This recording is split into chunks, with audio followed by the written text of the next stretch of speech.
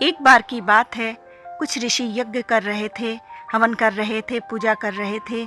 तभी उनके बीच इस बात को लेके बहस हो जाती है कि हम जो पूजा अर्चना करते हैं, हवन करते हैं, यह सब किसके चरणों में अर्पित होता है। हे ऋषिवर, हम सभी अपने इष्ट देवताओं की पूजा अर्चना और यज्ञ करते हैं, लेकिन हम जो पूजा अर्चना करते हैं वो पूजा अर्चना किसके चरणों में अर्पित होती है। नारद मुनि उन सब की बातें सुन रहे थे। वह भृगु ऋषि के पास जाते हैं। भृगु ऋषि नारद जी से पूछते हैं, हे ऋषिवर, हम सभी अपने इष्ट देवताओं की पूजा अर्चना और यज्ञ करते हैं, लेकिन हम जो पूजा अर्चना करते हैं वो पूजा अर्चना किसके चरणों में अर्पित होती है। तब नारद मुनि कहते हैं कि त्रिदेवों के ही श्री चरणों में अर्पित होता है। मैंने आपको इतनी बातें बता दी, आगे के बारे में हे देव आप ही निश्चय कीजिए। और इतना कहकर नारद मुनि वहाँ से चले जाते हैं। भृगु ऋषि फिर ब्रह्मा के पास जाते हैं और उन्हें तपस्या में लीन देखते हैं। इस कारण उन्हें भृगु ऋषि के आने का भान नहीं होता है। इससे भृगु ऋषि बहुत नाराज होते हैं और कहते हैं, ब्रह्मदेव, क्या आप ये भूल गए हैं कि आपके द्वार पर आए हुए अतिथि का आदर सत्कार किस प्रकार किया जाता है। मैं सृष्टि का सृजन करता हूँ, तो मुझसे इस तरह की बात कैसे कर सकते हो। इतना साहस अच्छा नहीं है। इस समय मैं आपका अतिथि हूँ, किंतु अपने अतिथि के समक्ष आपके ऐसे क्रोध भरे स्वर ने ये सिद्ध कर दिया कि आप वह नहीं है जिसकी मुझे तलाश है। मैं आपको श्राप देता हूँ कि आप इस संसार में कभी भी पूजनीय नहीं होंगे।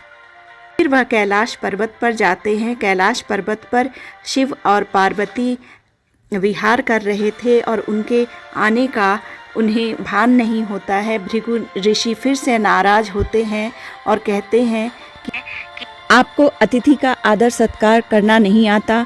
फिर शंकर जी कहते हैं कि आपका व्यवहार पूरी तरह अमर्यादित है, आपको पहले सूचना देनी चाहिए थी, तब आना चाहिए था। आप हमें याद करते, मैं आपके सामने प्रकट हो जाता, लेकिन इस तरह का व्यवहार तो मर्यादा के खिलाफ है। वह क्रोधित होते हैं।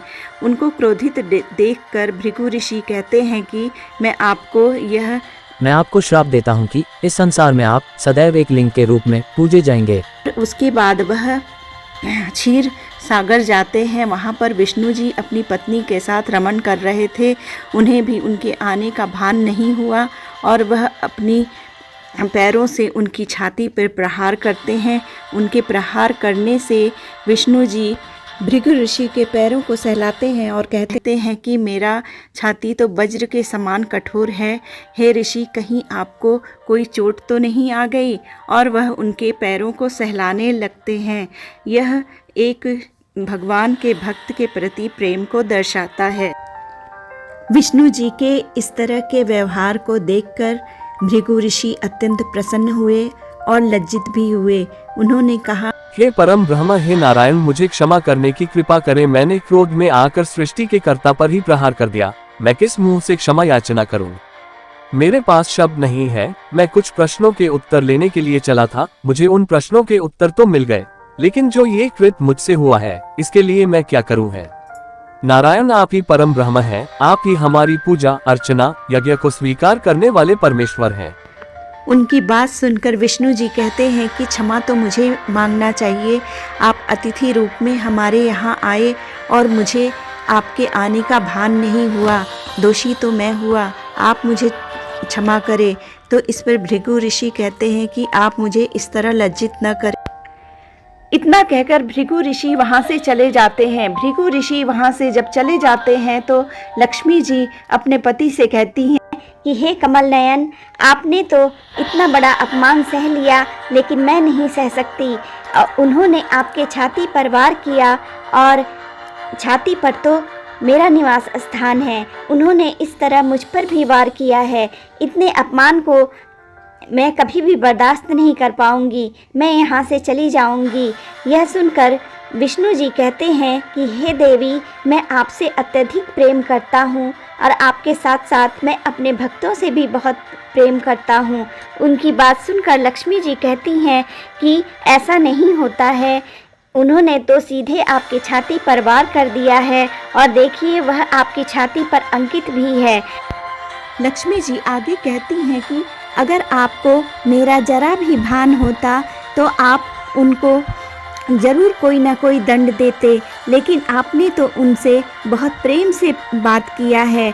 मैं ऐसे स्थान पर एक क्षण भी नहीं रहूंगी जहां मेरा और मेरे पति का अपमान हुआ हो। मैं इसी समय इस जगह का त्याग करती हूँ, मैं यहाँ पर नहीं रहूंगी। इतना कहकर लक्ष्मी जी वहाँ से चली जाती हैं। विष्णु जी उन्हें बहुत मना करते हैं, लेकिन वह नहीं मानती हैं।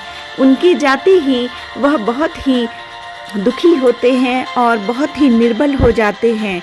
जब महादेव और ब्रह्मा जी को इन सब बातों का पता चलता है तो वह उन्हें मनाने के लिए उनके पास जाते हैं, लेकिन लक्ष्मी जी कहती हैं कि जहाँ मेरा अपमान हुआ हो मैं वहाँ एक क्षण भी नहीं रुकूंगी। हे महादेव, हे ब्रह्मदेव, मुझे कोई ऐसा स्थान बताइए जहाँ मैं छुप कर रह सकूं, क्योंकि मेरे पति मुझे ढूंढते हुए आते ही होंगे। तब वे कहते हैं कि देवी लक्ष्मी, यदि आपकी यही इच्छा है तो आप पृथ्वी पर बैंकटारदी पर्वत पर निवास करें। यह वही स्थान है जहाँ श्री हरि नारायण ने अपने वराह रूप में निवास किया था। देवी लक्ष्मी, यह स्थान पृथ्वी पर है और यह बहुत सुरक्षित स्थान है। राजा चायल की नगरी है, वह बहुत ही धर्मात्मा है। इससे ज्यादा सुरक्षित स्थान हमारे लिए और कोई नहीं हो सकता। वहाँ गाय को माता के रूप में पूजा जाता है। देवी, आप ग्वालिन का रूप धारण कर लो, मैं बछड़े का रूप धारण कर लेता हूँ और ब्रह्मादेव गाय का रूप धारण कर लेंगे। इस तरह देवी लक्ष्मी ग्वालिन का रूप धारण करती हैं, शंकर भगवान बछड़े का और ब्रह्मा जी गाय का रूप धारण करके राजा चौल के पास पहुंच जाते हैं। राजा चौल जब उन्हें देखते हैं तो उनसे पूछते हैं कि आपके आने का प्रयोजन क्या है, आप लोग यहाँ क्यों आए हैं। हे ग्वालिन, मैं तुम्हारी क्या मदद कर सकता हूँ। तब वह कहती है कि मैं गाय और बछड़े का पालन पोषण करने में असमर्थ हूँ, इसलिए आप मेरी मदद कीजिए। तो फिर राजा अपने मंत्री से कहते हैं, यह ग्वालिन अपने गाय और बछड़े का पालन करने में असमर्थ है, इसकी मदद करो। जब राजा गाय और बछड़े का मूल्य देना चाहते हैं तब देवी वहां से गायब हो जाती हैं और जाकर वेंकटाद्रि पर्वत पर तपस्या करने लगती हैं। राजा उस गाय और बछड़े के लिए एक नया चरवाहा नियुक्त कर देते हैं। वह चरवाहा रोज ही उन्हें घुमाने ले जाता है और खिलाता पिलाता है। इधर विष्णु जी भी अपनी पत्नी लक्ष्मी जी को ढूंढने के लिए इधर उधर भटकते हैं और पृथ्वी पर जा पहुंचते हैं और वहीं राजा के महल के आसपास ही वह एक चींटियों की बांबी में जाकर गिर जाते हैं और वहीं पर निवास करने लगते हैं। इधर गाय भी विष्णु जी को ढूंढ लेती है और रोज जाकर उस बांबी में ही अपना दूध गिराती है। जब चरवाहा यह देखता है कि गाय बहुत कम दूध देती है तब वह राजा से बताता है। राजा भी देखते हैं कि वह इतना कम दूध क्यों दे रही है। तब वह चरवाहे को कहते हैं कि कहीं तुमने ही तो दूध की चोरी नहीं कर ली है। चरवाहे को राजा की यह बात बहुत बुरी लगती है। वह गाय का पीछा करता है और देखता है कि वह चींटियों की बांबी में अपना दूध गिराती है। वह बहुत क्रोधित होता है और जाकर उसे फरसे से प्रहार करता है, लेकिन उसका प्रहार गाय को नहीं लगता। वह जाकर विष्णु जी को लगता है और उनके सिर पर एक निशान हो जाता है और विष्णु जी बहुत क्रोधित होते हैं कि तुम गाय पर वार कर रहे थे, और वह उस चरवाहे को मारते हैं और वह मर जाता है। तभी वहाँ पर राजा आते हैं और चरवाहे को मरा हुआ देखकर भला बुरा कहने लगते हैं। विष्णु जी बहुत क्रोधित होते हैं और कहते हैं कि हे राजन, तुम भी अपराध के भागीदार हो, इसलिए मैं तुम्हें श्राप देता हूँ कि जो जीवन तुम्हारा बचा हुआ है वो तुम एक राक्षस के रूप में व्यतीत करोगे। विष्णु जी के मुंह से ऐसी बात सुनकर राजा बहुत दुखी होते हैं और उनसे क्षमा याचना करते हैं। विष्णु जी को उन पर दया आ जाती है और वह कहते हैं कि अगले जन्म में आप आकाश राजन राजा के रूप में जन्म लेंगे और उसके बाद आपकी पुत्री होगी पद्मावती और उस पद्मावती का विवाह मुझसे होगा। इतना कहकर विष्णु जी वहाँ से चले जाते हैं। तभी उन्हें एक स्त्री मिलती है जिसका नाम नीलाद्री था। वह विष्णु जी के बालों को देखती है तो सोचती है कि यह इतने सुंदर हैं, लेकिन बालों की वजह से इनकी सुंदरता खराब हो रही है। तो वह अपना बाल निकालकर विष्णु जी को लगा देती है।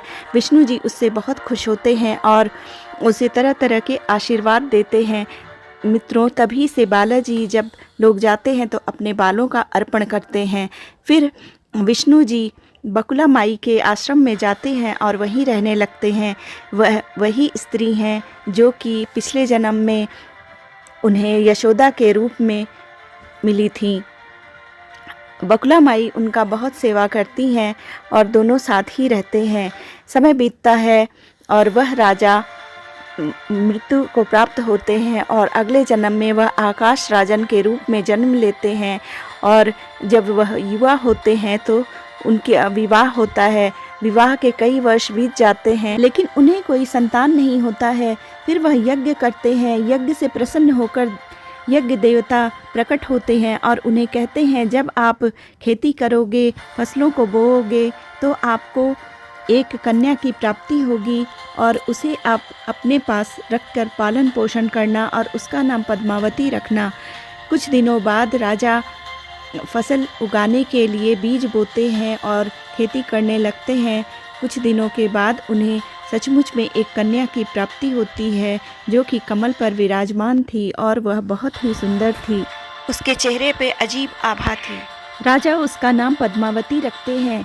वह युवा होकर बहुत ही सुंदर होती है और रूप गुण में वह किसी से भी कम नहीं थी।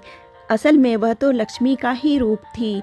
एक दिन पद्मावती अपनी सहेलियों के साथ वन में विहार कर रही थी। तभी एक हाथी आता है और वह बहुत ही उत्पात मचाता है। सभी लोग उससे भयभीत होकर इधर उधर भागने लगते हैं। विष्णु जी वहाँ से गुजर रहे थे। वह उस हाथी पर प्रहार करते हैं और उससे युद्ध करके उसे शांत करते हैं और पद्मावती को बचाते हैं। पद्मावती उन्हें देखकर उन पर मोहित हो जाती है और श्रीनिवास विष्णु जी तो उनका इंतजार ही कर रहे थे। दोनों के मन में प्रेम उत्पन्न होता है और पद्मावती अपने महल चली जाती हैं और विष्णु जी अपनी माँ बकुला देवी के पास जाते हैं और उनसे कहते हैं कि मुझे बकुला माई, मेरा मन आकाश राजन की पुत्री पद्मावती पर मोहित हो गया है। मैं उनसे विवाह करना चाहता हूँ। अब आप ही कृपया मेरी सहायता करें। बकुला माई अत्यंत हर्षित होती हैं और वह मानो इस अवसर की तलाश में ही थी क्योंकि पूर्व के जन्म में वह उनका विवाह नहीं देख पाई थी, इसलिए उनकी यह इच्छा अब पूरी होने वाली थी। वह तुरंत राजा के पास जाती हैं और उनसे पद्मावती का हाथ मांगती हैं।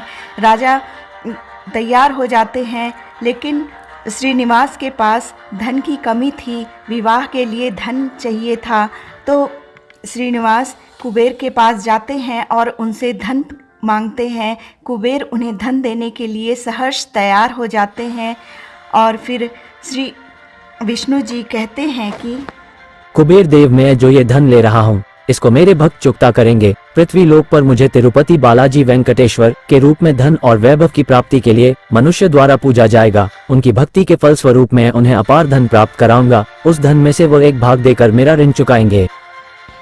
इस प्रकार धन की प्राप्ति हो जाने के बाद विष्णु जी राजा के पास जाते हैं और पद्मावती से विवाह करते हैं। विवाह समारोह बहुत भव्य तरीके से संपन्न हो जाता है। फिर वह दोनों जाकर एक पर्वत पर रहने लगते हैं। उन्हें कुछ कठिनाइयाँ आती हैं लेकिन फिर भी दोनों वो बहुत खुशी खुशी अपनी ज़िंदगी बिता रहे थे। तभी नारद मुनि का तो काम ही है इधर की बात उधर करना। वह लक्ष्मी जी के पास जाते हैं जो कि घोर तपस्या में लीन थी। नारद जी उनके पास जाते हैं और उनसे कहते हैं कि हे देवी, आपके पति ने विवाह कर लिया है और विवाह में काफ़ी देवता शामिल भी हुए थे। यह सुनकर लक्ष्मी जी के तन बदन में आग लग जाती है और वह सोचती हैं कि मुझे अभी ही चलना चाहिए। लक्ष्मी जी पद्मावती के पास पहुंच जाती हैं और वहां पर विष्णु जी को देखकर आश्चर्यचकित होती हैं। वह पद्मावती से कहती हैं कि तुमने मेरे पति से विवाह कैसे कर लिया, यह तो मेरे पति हैं। पद्मावती कहती है कि यह विष्णु जी नहीं है, यह तो श्रीनिवास हैं जो कि मेरे पति हैं। इस तरह उन दोनों के बीच वाद विवाद होने लगता है। लक्ष्मी जी कहती हैं कि मैं इन्हें लेकर वैकुंठ जाऊंगी, लेकिन पद्मावती इसके लिए तैयार नहीं होती है। फिर उनके इस वाद विवाद को देखकर विष्णु जी बहुत दुखी होते हैं और वह धीरे धीरे शिला रूप में परिवर्तित होने लगते हैं और देखते ही देखते वह मूर्ति बन जाते हैं।